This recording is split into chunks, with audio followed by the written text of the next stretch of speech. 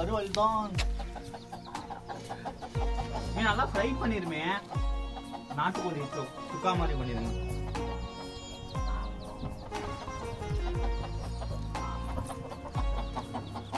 அந்த சேவலை புரிய சோப்பு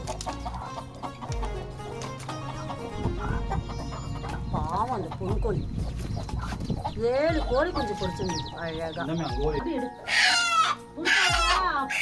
கத்தாடாத அசோக், கத்தாடாத அவனை. வெளியே வா அசோக், வெளியே வா.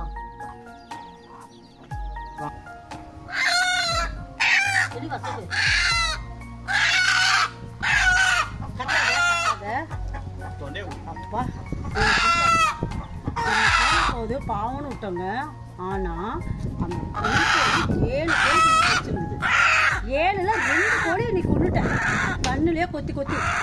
அப்ப இவனை என்ன பண்ணலாம்?